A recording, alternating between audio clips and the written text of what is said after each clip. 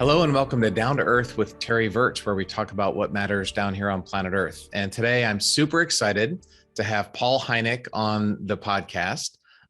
Paul is an entrepreneur, a professor of business at Pepperdine University in Southern California.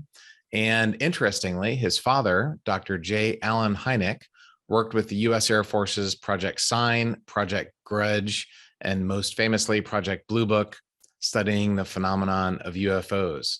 And Paul, thank you so much for coming on the podcast today. Pleasure to be here, Terry. So we've got a lot to talk about. I want to talk about your career as a business professor and entrepreneur. I want to talk about AI and the singularity and life extension. There's lots of cool things. But the one thing that is really in the news today, obviously, has been UFOs, or now they call them UAPs. I've had Lou Elizondo and Chris Mellon on the podcast. I'm sure you've heard of those guys. Yep, I know them both. Yeah. So, growing up, your dad was, I assume, a pretty famous guy. So has this subject always been a part of your life? I don't remember life without UFOs. And we had flying saucer ornaments on the Christmas tree, conversations at the dinner table. So yeah, it's not, however you grow up is normal to you, right? Good or bad. And it's really in hindsight, you look back and say that was a little bit unique. Right. So UFOs were just part of the fabric of our lives. Where did you grow up? In Evanston, Illinois, just outside of Chicago. Okay. So I'm watching a TV show called Project Blue Book right now. Yeah. To get ready for the podcast, I wanted to watch that. And I remember as a kid, there was one, like in the 70s, there was a TV show. Right. Really camp. Yeah. Yeah.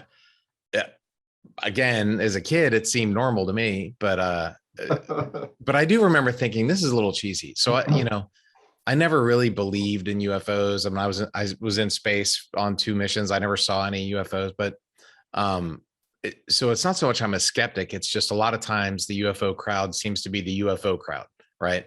And these events that have happened recently in the last decade or two have been with fighter pilots and Navy boat captains, and these are guys who, when they wake up in the morning, their goal for the day is to not see a UFO. And so it seems like there's been, and there's data, there's pictures and radar tracks and infrared tracks, and so something seems to be flying around that's not normal. In some ways, I hope it's not Russian or Chinese. That could be really bad, for America. Yeah. So anyway, it's a subject that I have an open mind. I don't really, I've never seen them myself, but I'd like to hear your perspective, especially with your dad. I assume your dad had an open mind, having worked on all these projects for so many decades with the Air Force. Yeah, I think you approach it with a pretty good attitude. I'm not a believer in UFOs, and I don't think belief in general is a good word for a phenomena. You either accept the data or you don't. Right. I, like my father, I accept what I feel is overwhelming data that there's something going on. And, these recent sightings with the Navy especially add that much more credence, because like you said, these folks don't want to see these things. They have no career advancement potential from reporting them. They're very good witnesses. They're trained very well, good eyesight, machine backup, et cetera. Right. So I think there's something going on. That next step of where they come from, the provenance, and the sort of knee-jerk hypothesis that it's, biological beings from another planet, that's kind of problematic. And it's a whole different can of worms. But my father went into his 20-year stint with the Air Force, his side hustle, let's call it, as a confirmed skeptic. He thought there was nothing to it. Pretty sure he thought it would be all of a weekend's work. And I'm sure he had no idea that some 60 years later, his pesky son would be talking to a NASA astronaut about it in a podcast. But, over time, he came to feel that there was, much to his chagrin, perhaps, a bona fide phenomena. And I think he felt that, in life, you need to keep your mind open, even if you're sort of maybe confronted by the sort of telltale signs of a phenomena that maybe you don't like. It may go against the grant that you're applying for if you're a scientist. That seems inconvenient. But then by the same token, once you accept that there's maybe something there worth investigating, that you don't also grab the best available answer and shove that in, because it may be more complicated and have more onion layers. And so you want to be careful about just saying, okay, there is something going on and it's this. I love what you said about belief. I changed my my Twitter headline is "In God I trust, everybody else has to bring data."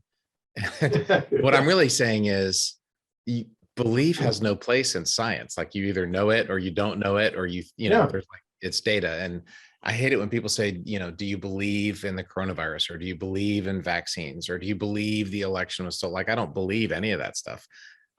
It's either it happened or it didn't happen, or we're not sure. Right. So, and you don't control what you believe.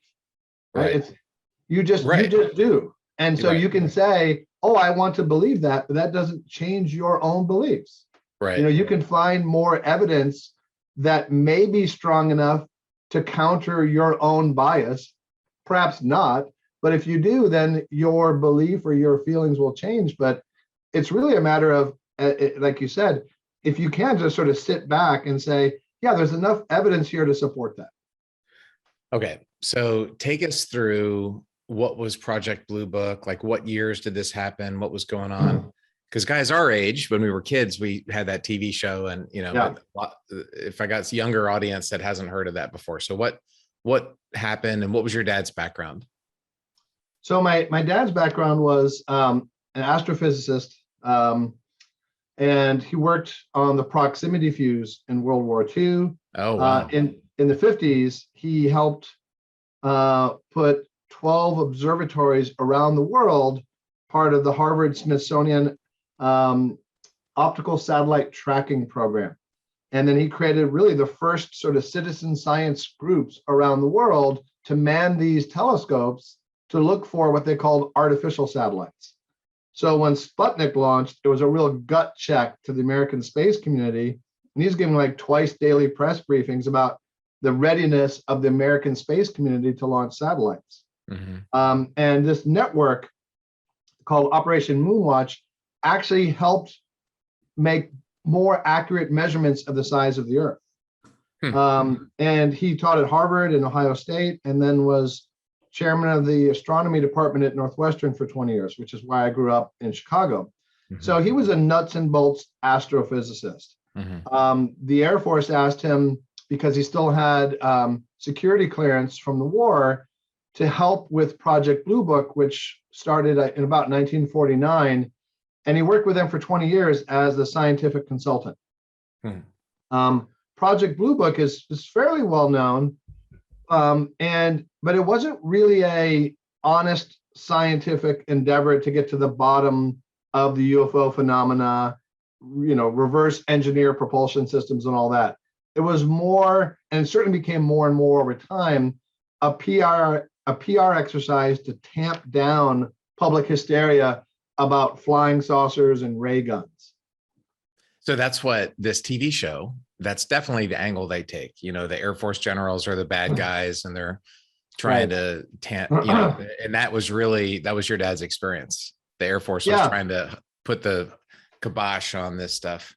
That's right. And one of those generals, Michael Harney, I talked with him. He's a lovely man. And he was actually a fan of my father when he was in college. He loved UFOs. And I talked with him about how he approached his character. And, you know, we talked about how in his role, he could easily have my father killed in the show and then go back and play with his kids and sleep just fine that night.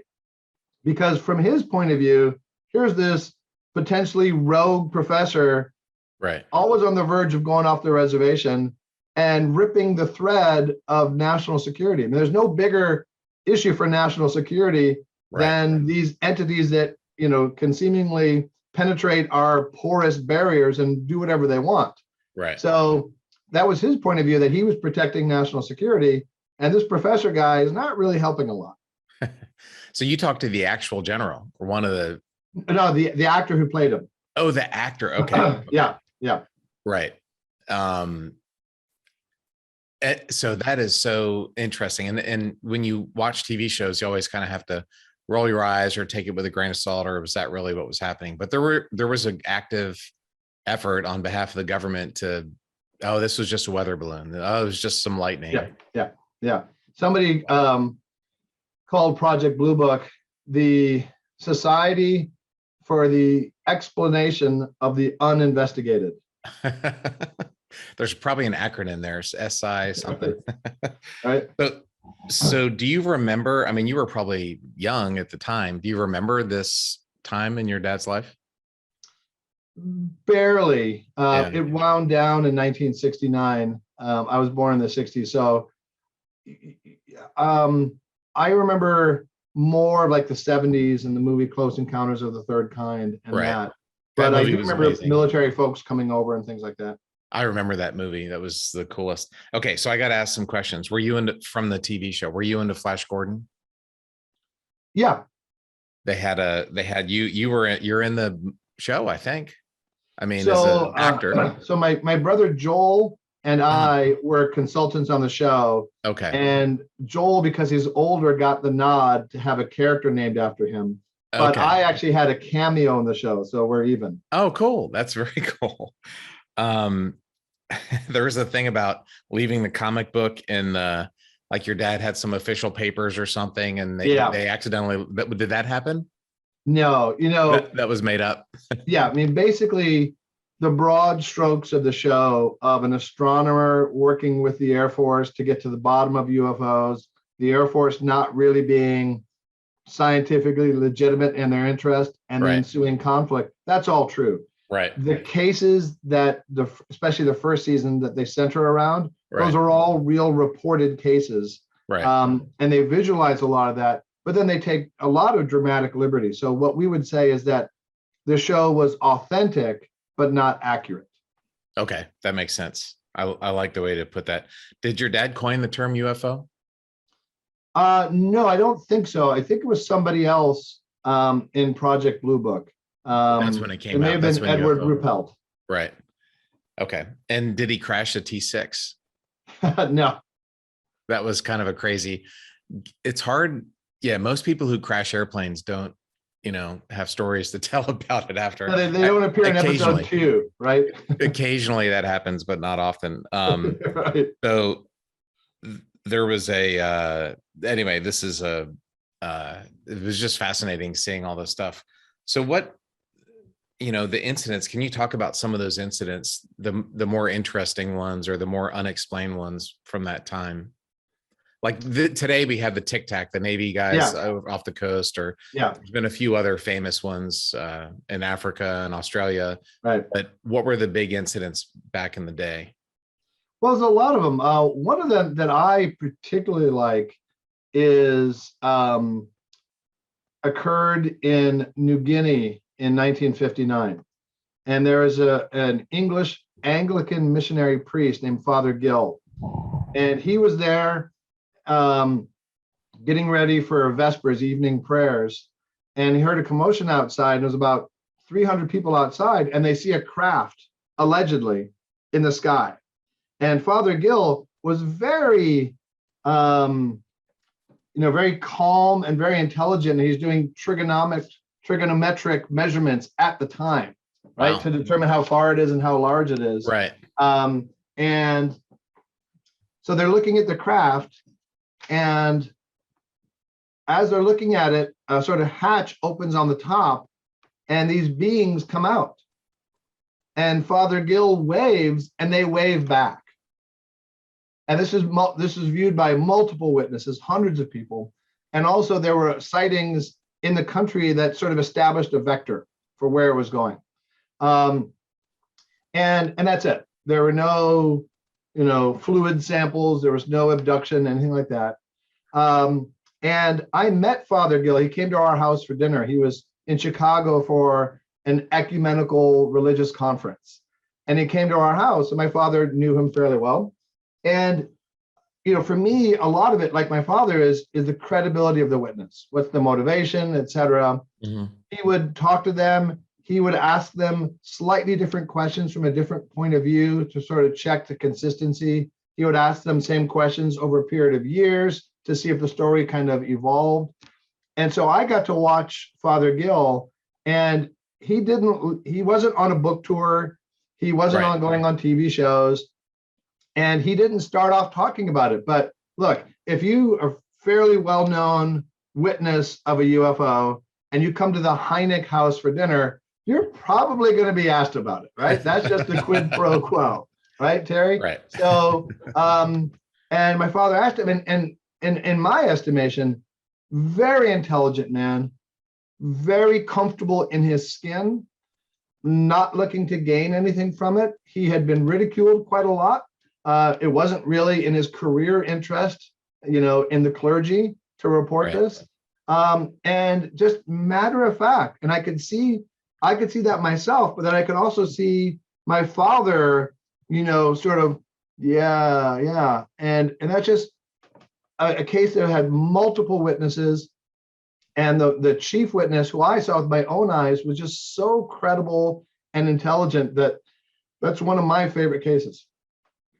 I had never heard of that. That's an insane case. And these were local, like Papua New Guinea kind of, Yep.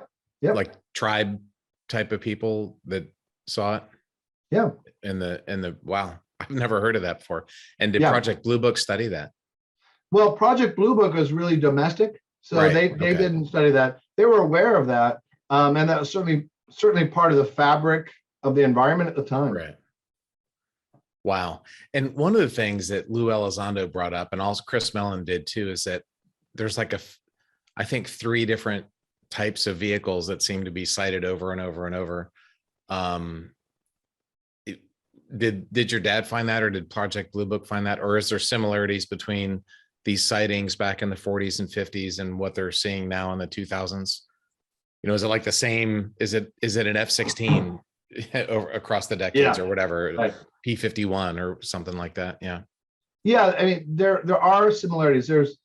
And that's one of the things that jumped out at my father and Jacques Vallée and others, is this sort of emergence of patterns from the data, which again are sort of that more sort of scientific bent of looking at the data and not just one case, but seeing similarities over time and over distance in different countries. But then you also have, in the 1890s, there were these sort of like steampunk style airships reported. So there also is this phenomena that ships take on sort of the scientific or science fiction understanding of the times. The zeitgeist, right? Yeah, right. So does that mean that they really, if they do exist, they really do look like a steampunk Lavelian craft in the 1890s and a cigar-shaped object now? Or is that how people filter them? I think it could be a little bit of both. Right. Well, except we've got F-18 FLIR footage, like we know what that thing looks like. Yeah, right. In the 1890s, we didn't have that. And I don't know if Chris Mellon patted himself on the back or not, but he was really instrumental in getting that footage released from the Navy. Right. We talked about that a little bit as his role. I mean, he's a legitimate guy. He was the undersecretary of defense. Yeah. He's a very sober guy. He's a friend of mine, and he really he's adept at sort of the levers in Washington to sort of have that information released. And so it's we all owe him a big debt. Oh, absolutely. That footage is pretty amazing. So what are some other like interesting cases, or which ones, like, did your dad say, you know what, there are weather balloons, there are supersonic Air Force jets, but this one does not make sense. Like, this one is truly unexplained. Well, there's a lot of them. I'll also point to another one, and it's not only because of the case itself, but because of the timing. And this happened in 1964 in Socorro, New Mexico. And it was an on-duty policeman named Lonnie Zamora. Oh, and he saw like an egg-shaped craft with some inhabitants, with some creatures, and then it took off. And that's really what Jacques Vallée, who is a longtime friend of my father and friend of our family, said that really helped sort of push my dad over the edge to become more accepting of creature cases. Because as a scientist, my father, I think, he felt he had three main constituencies that he had to be aware of. One is the army and the military, and they're paying a salary. Then you have mainstream scientists, who is like the group that he's most concerned about. Right. And then you had UFO believers, and you mentioned them briefly. Right. Try to think of three different groups that are more different: military, academia, and UFO fanatics, right? So he's in, if you have like a Venn diagram, he's in that teeny little overlap between them, trying to keep each of them mildly unhappy. Then he's doing a good balancing job. Right. So 1964, Lonnie Zamora, my father was very taken by that case. There was a lot of other witnesses that saw it, that verified it. And just by the credibility of the witness, an on-duty policeman who really had nothing to gain and really suffered quite a lot of public ridicule. And recently, Jacques and I and Paula Harris were in New Mexico, going to the site of another case about which Jacques and Paula just wrote a book of another saucer sighting in New Mexico in the 1940s, which was a real hotbed, as we know.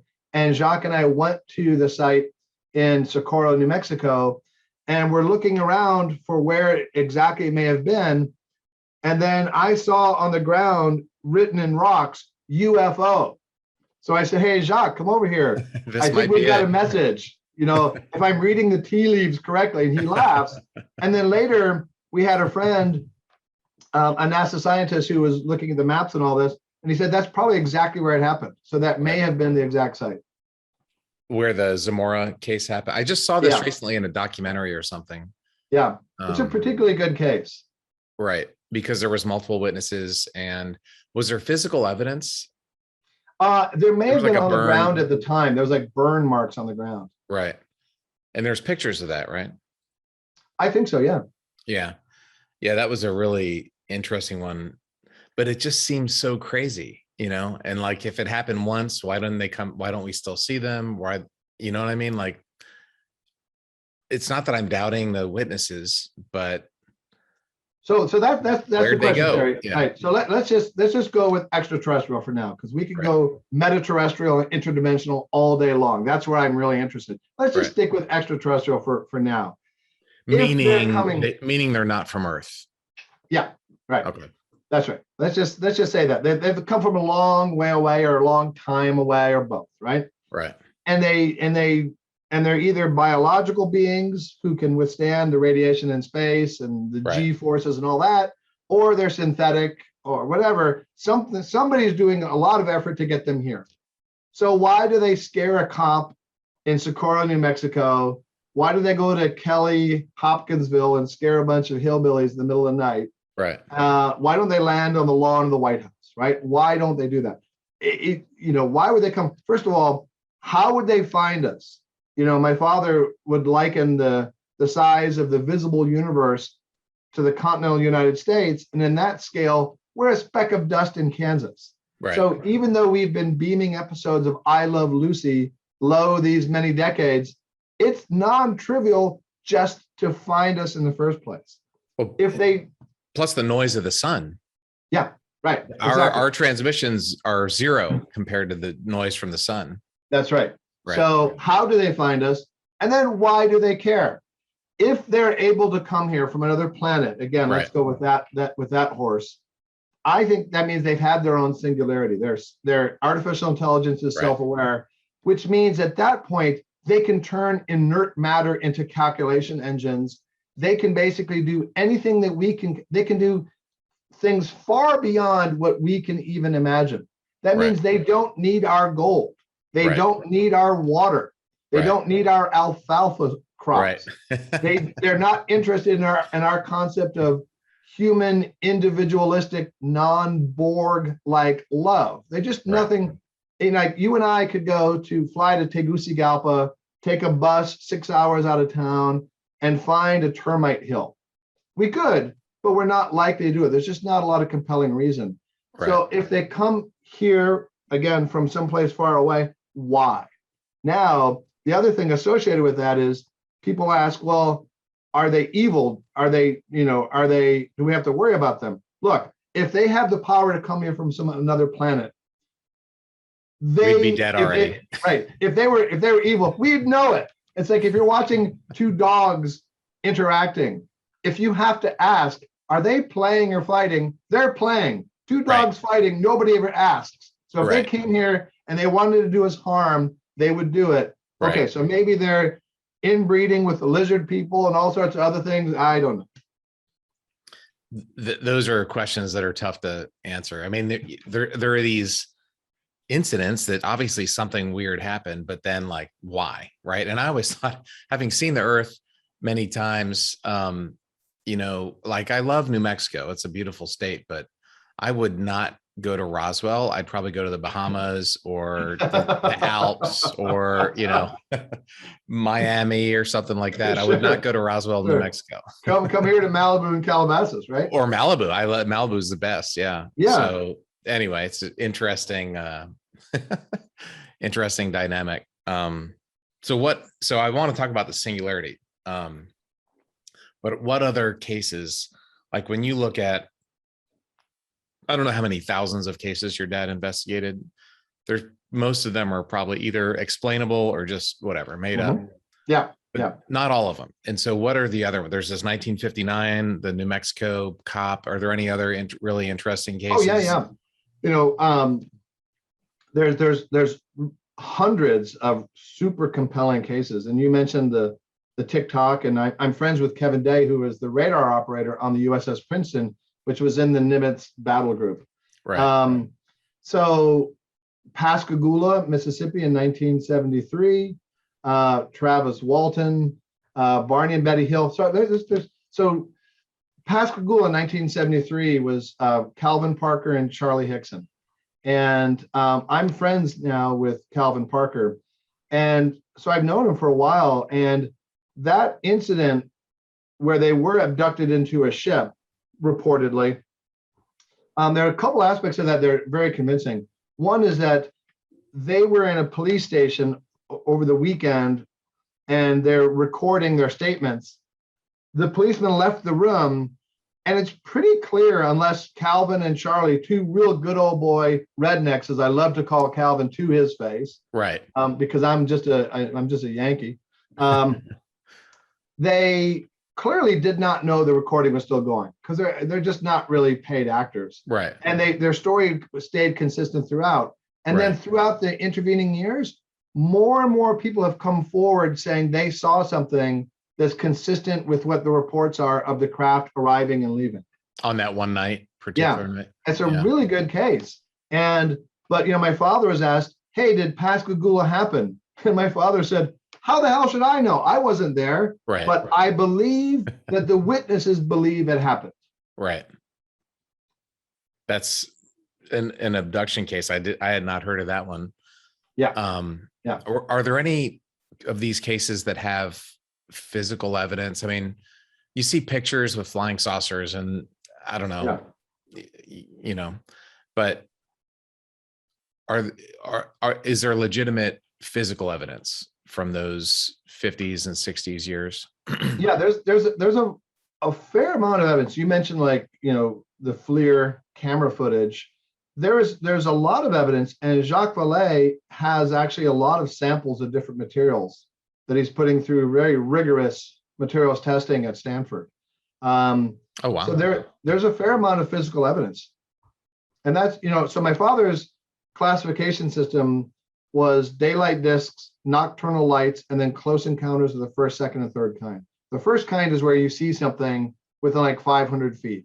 The second kind means there is some kind of physical evidence, a sunburned face, scorched earth, something left behind, etc. And close encounters of the third kind, there's some kind of entity involved.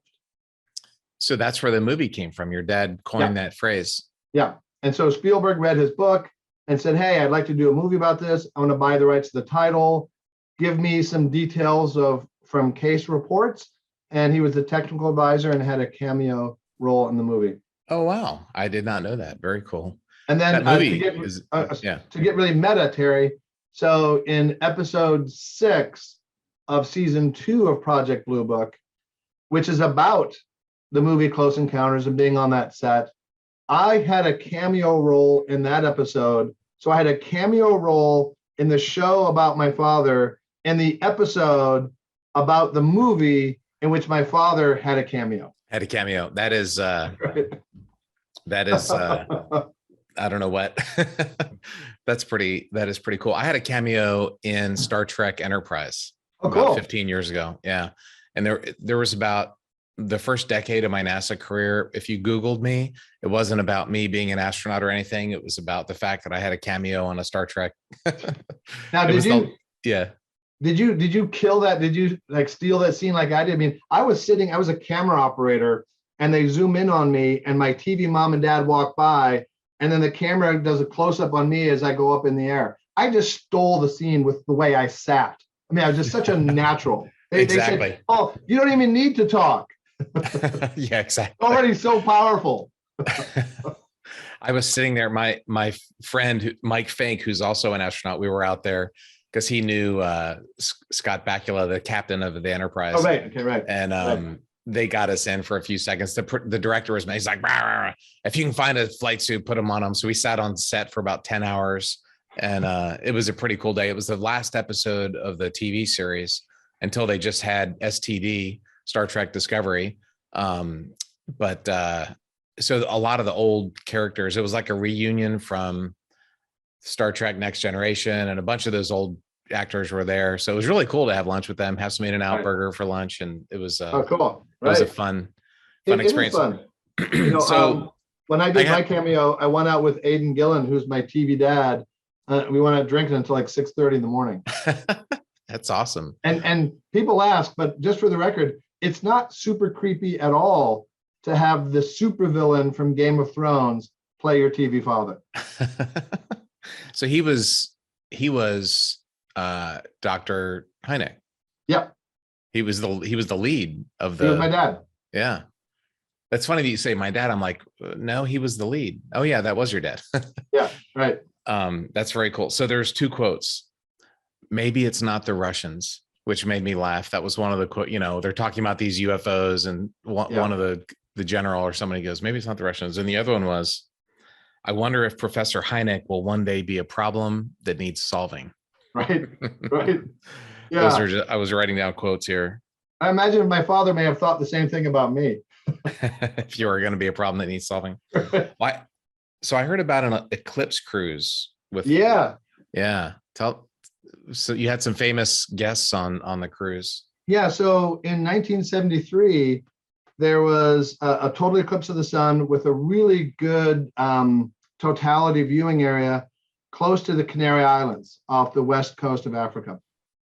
And so my father was asked to be a lecturer. So my father, my mom, and my younger brother Ross and I all went for free on a 2-week cruise from New York to Africa and back. And so it was an eclipse cruise. It was probably one of the first sort of themed cruises. So a lot of astronauts, and Isaac Asimov, and most notably Neil Armstrong and his family. And so for all of our meals for 2 weeks, my family and Neil Armstrong's family shared the same table, just our two families. So I had a lot of time with Neil and his family, and it was just fantastic. And later I found out, and there was an article published in The Sun in the UK recently about this, that it was Neil Armstrong who requested to sit with our family. So either he's a fan of my father's prior astronomical career, or he was into UFOs, and he was very interested in UFOs. Right. He almost did a public initiative with my father, came very close, but he felt that, he didn't really like the public limelight that much to begin with. Right. And unlike Buzz Aldrin, but he also felt, look, I just got to be very careful. So he shied away from it, but he was very interested in UFOs. So did you get to meet Mark and Rick, his sons? Yeah.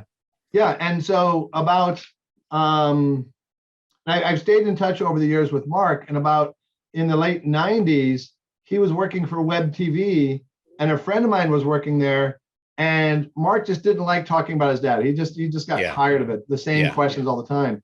So my friend, who knew about the eclipse cruise, decided to ask him about it. And Mark let him said, "Oh yeah, hey, give Paul my number." So we went out and had dinner. Oh, cool. That's very cool. I've gotten to know them over the years, and they're great guys. I really like both of his sons, and I got to know Neil briefly. I was on a not a cruise, but a bus tour of a space shuttle launch. And when the shuttles were launching, NASA used to bring us down as astronauts, and we would do like the VIP bus, whatever, the congressman or whatever. So I was on one tour, and they asked me to stand up and give a little talk about, the shuttle. We drive out to the launch pad, and Neil and his family were on the bus. Oh, cool. But he was just sitting there, like, or happy or what? No one knew that he was on there, and I was talking with him. I knew.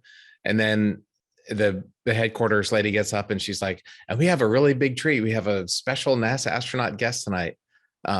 Terry Virts, can you come up here?" And I'm like, okay, I'm probably not the astronaut that should be speaking right now, because Neil was just sitting there, but he didn't like the limelight. He just was happy to just be quiet. And I understand that. So you mentioned singularity. I've got all my notes here. I've been taking notes. What does that mean? I mean, when I think of singularity, I think of a black hole. Right. You're a space guy. So right. The term singularity was sort of pirated from space folks into artificial intelligence by Werner Vinge and popularized really by Ray Kurzweil to mean the point at which artificial intelligence becomes sentient or self-aware and therefore recursively self-improving. Skynet, yeah, The Matrix, for which my brother did the visual effects. Oh, really? Yeah. Very cool. On The Matrix. Yeah. And so usually in movies, it's a rather negative dystopian vision because movies, you need conflict. You don't really want to go see a movie that's called The Village of the Nice, Happy People, right? So when they talk about computers taking over, it's just going to put more butts in the seats to have computers be mean and nasty. And look like people that hold guns and walk around like World War II soldiers, like in like Starship Troopers, right? Yeah, where they're using where they had lasers for the training and then just machine guns for actual combat. Right. So but I believe, and I have a different take on this. Some people believe that computers will wake up. Some people don't. Ray Kurzweil has actually accelerated his prediction for when it will happen. And it's based on meticulous amounts of data and trending to the year 2036. So, a lot of people think, no, computers don't just wake up with that spontaneous emergent property of consciousness. The way I think that it will happen, and I don't think it's an extinction level event, because I think we will be merged effectively, is that, we have humans that have consciousness and we have AI that has machine capabilities. Most people focus on the machine capabilities somehow getting consciousness. I think it's going to be the other way around. We already have consciousness. That's the tricky part. We're going to have, neural laces in our heads. There are already companies doing this now. Mm-hmm. Elon Musk has one.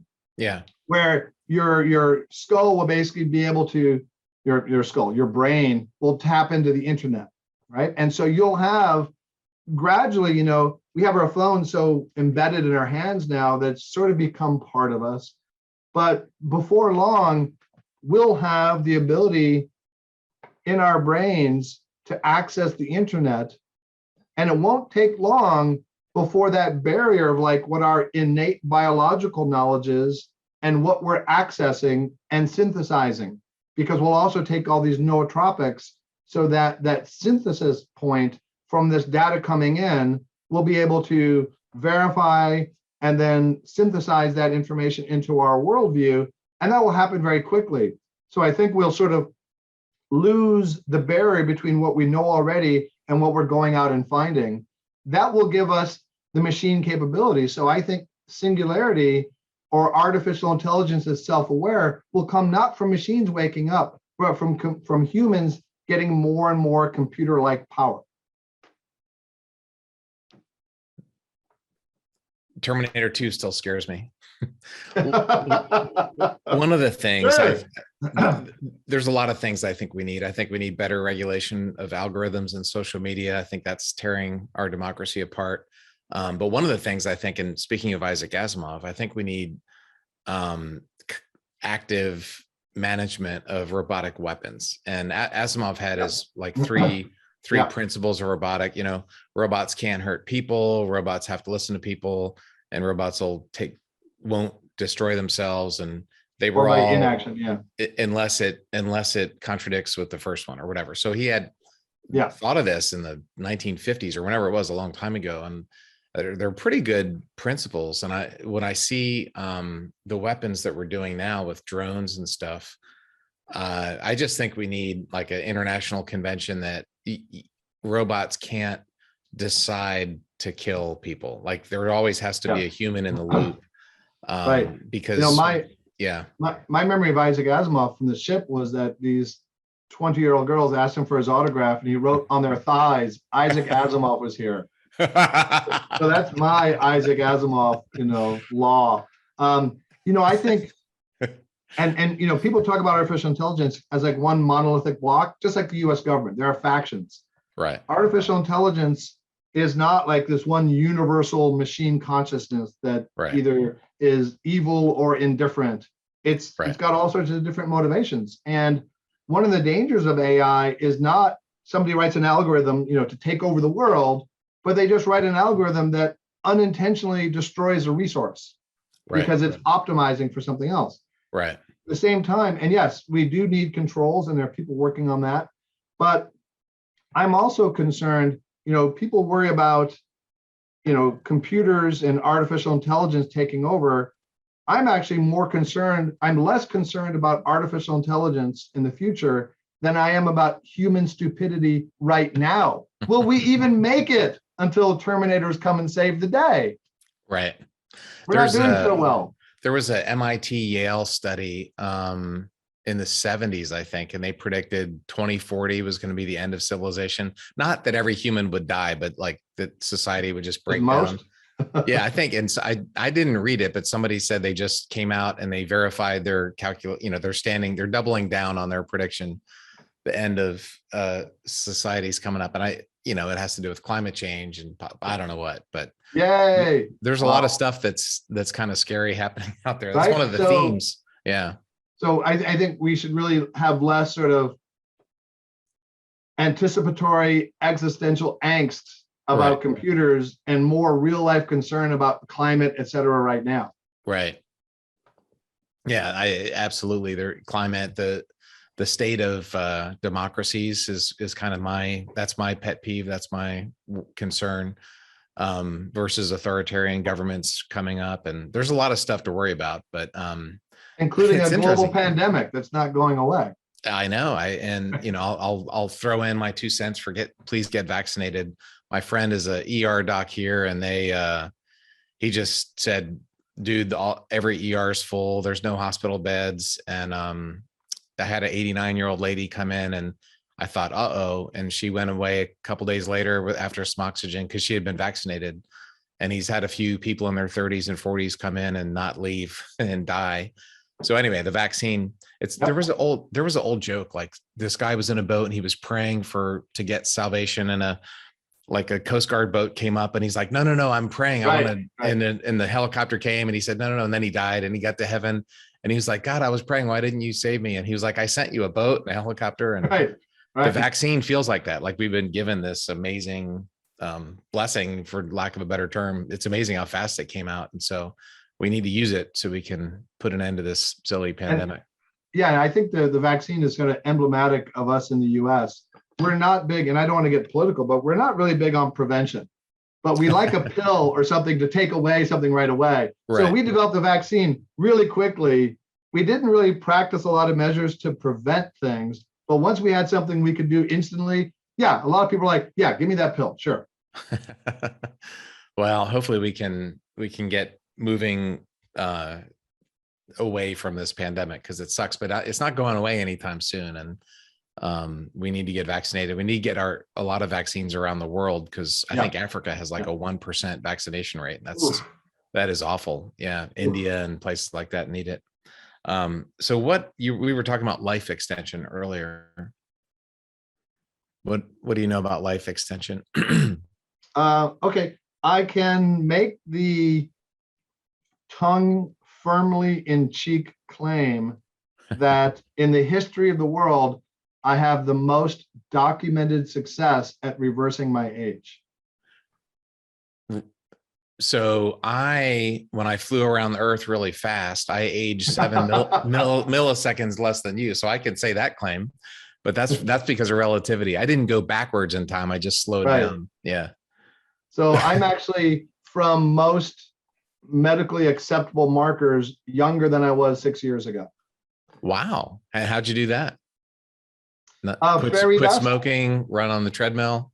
No, just upped my cigar intake and whiskey breakfasts. Actually, so I was speaking at a conference 6-7 years ago, and there was another speaker announcing a trial for which he was seeking participants to regrow the thymus gland.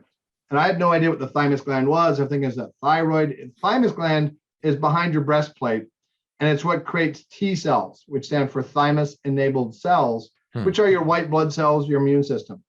And, living a super long time, hundreds and hundreds of years, is very difficult. But it's widely accepted that the first order of business is the immune system. Because if you have longer telomeres, better DNA, whatever it is, if you can't fight off a cold, you will die. Right. The problem is, for men and women, once you turn 20, your thymus involutes or shrinks to the tune of about 3% per year.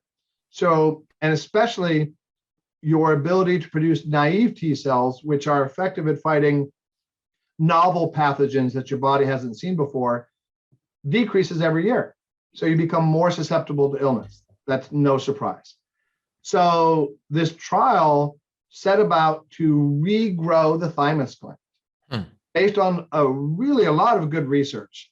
And so it was the first trial ever approved by the FDA, not to fight this or that disease, but to combat aging in general. And it was run under the aegis of the Stanford Neuroscience Institute. So it was a year-long trial. And after the trial was done, not only were the results consistent with thymal regeneration, but the overall epigenetic markers of body's health, as determined by Steve Horvath of the Horvath clock, were so convincing. And Steve Horvath, he may win the Nobel Prize. The Horvath clock is the most accepted epigenetic or methylation clock there is, where you can take a few drops of blood and compare what your actual age is with your chronological age. For most people, it's going to be, you're a little bit worse because you smoke cigarettes or something like that, and your body's, decrepitude has accelerated. And it's been written about in like 600 medical journals. It's the gold standard of epigenetic clocks. Hundreds of companies, maybe thousands, have submitted trials and protocols to Steve Horvath to get that sort of stamp of legitimacy that the Horvath clock made a significant measurement. None of them worked until this thymus trial showed years of moving a needle of difference for overall health, not just the thymus. So Steve got so excited, he joined the company. Now, this is your company? The company's name Intervene Immune. And so I was in that trial, and I had the best results of the trial. And we were published in Aging Cell magazine. So that's really the first published medical evidence of acceptable, of documented life age reversal. And I'm now the CFO of the company, and I'm doing another year-long trial. Oh, wow. You're the CFO. Yeah. Okay. Were you a accounting guy by background, or? I hate accounting, but accounting is I'm a language guy. I love learning languages, and accounting is the language of business. So I've learned it. I made software that does some accounting. Right. I teach finance, accounting, entrepreneurship, negotiations at Pepperdine.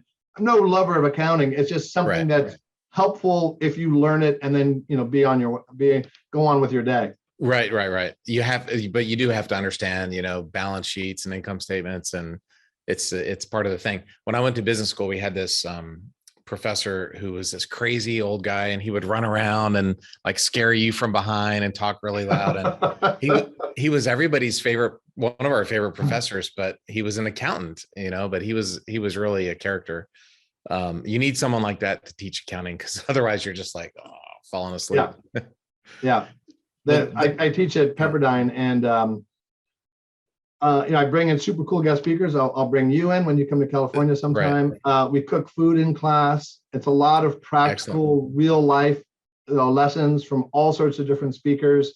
And it's, the students, when they see accounting in the course title, I could, dance the Watusi and light my hair on fire. They're so intimidated or bored by the word accounting. But when they get in there, they realize it's a very different experience than they expected. Right.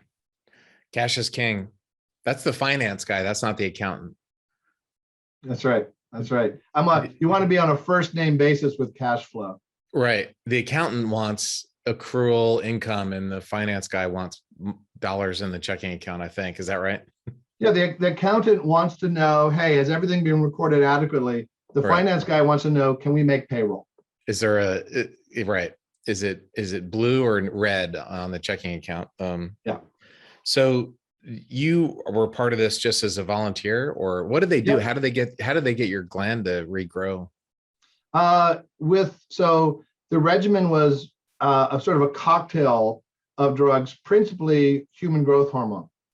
Okay. And so we inject, and I'm doing another year-long program now, and today is Tuesday, so it's what I call a stick day.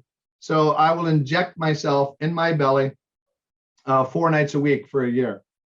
Oh, wow. And so you can't play Major League Baseball after doing that, probably. Yeah, my Major League Baseball career is over. The prospects are over. Well, actually, human growth hormone is very different than like steroids, right? Right. And it's a really remarkable substance. And, along with that, we take something called metformin, which is used often by diabetics to sort of tamp down insulin spikes. Mm-hmm. But that in itself is now doing its own trial as another age reversal drug. Wow. So you were not one of the scientists on this. You were one of the subjects. Or how did you get into this? Because I was at that conference and I heard this other speaker talking about it and announcing it.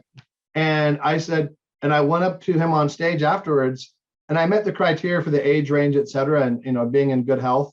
And I said, look, you can run all the tests you want on me, but I'm telling you, I will be in this trial. It sounds like an amazing trial. We did lose your video, Paul. I'm not sure if it's an internet problem. Oh, that's my cat getting on the keyboard. Your cat decided to mute, turn the video off.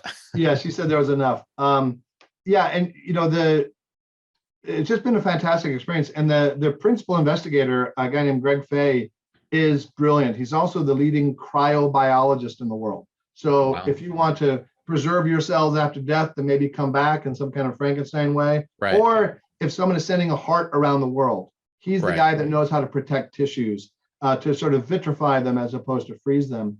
And having him in charge of this, it's like you have the smartest doctor you've ever had, who takes more time on your case than anyone ever has, and not in service of removing some type of dis-ease you have, but of radically improving your health. So it's just a tremendous feeling. That sounds really amazing. When you're talking about these tissues, one of the promises of space science and doing microgravity research is in tissue. I think there's a couple things. There's developing silicon chips, letting that type of thing grow in weightlessness, but growing 3D human tissue like kidneys, you can grow kidneys in space because they grow in all 3 dimensions. They're not flattened by gravity. Right. So that seems like something that might have some promise. If you're, I'm assuming that gland it's not a brain. It's not super complicated. Maybe you could regrow them in space. I don't know. Just thinking out loud. Yeah. And I'm actually helping a company now that is predicated on helping companies do medical research in space, because it's hard to get space there. It's hard to get the astronauts to devote time to it because they're fairly busy, as you know. And so their business is to create like a concierge model to make it to make it cheaper and more reliable to have your experiments or trials done. Right. We'll have to talk afterwards, because I know the folks that do that. I've done some consulting with companies trying to get their science done in space. It's it's a cool thing, and the ISS allows you to have basically subsidized science. Most companies would not be able to afford to build their own space station to do one science experiment. So NASA subsidizes that. There's this it's a national lab. The ISS National Lab is available. And some of them are just science experiments. They don't work and whatever, but some of the stuff works, and it's pretty amazing, the potential to what you can do. And when you take gravity out of the equation, it's pretty amazing. I think Keytruda, which is a major drug now. Yeah. They went into space 14 times working on it. Oh, wow. One drug. I did on my shuttle flight and on my long duration mission, I did some stuff for some of the biggest drug companies in the world trying to develop new drugs, which is pretty cool. I'm sure that's not something you thought about when you were a kid. Say, I want to be an astronaut. So I can do, the drug trials, right? Drug trials in space. That's to me, that's one of the best examples. I'm sure you've heard that canard about why are we spending all this money in space when we have problems right here on Earth, right? Yeah. It's such a tiresome trope. And that's one of the most clear-cut examples of how even short missions in space can be so beneficial to people back here on Earth. Yeah. We were developing vaccines for E. coli and salmonella. Oh, cool. Infecting these poor little worms, C. elegans worms. But anyway, I did all kinds of stuff. And, the thing is, the shuttle was about $1 billion mission. If you took the shuttle budget divided by the number of flights, it was about $1 billion mission. If you take the ISS budget divided by the number of NASA astronauts that launch, it's about $1 billion per mission, per me. And the thing I noticed, we got into space, the shuttle, I got my shuttle model right here. We open our payload bay door and we didn't shoot out $1 billion bills in the outer space. You don't spend money in space, you spend money on Earth to get into space. And so you're not making it rain in space. you could do that, I guess, once, but college professors like you have a salary to teach science or engineering or whatever. The students have a reason to go to school and learn. All these companies have, it.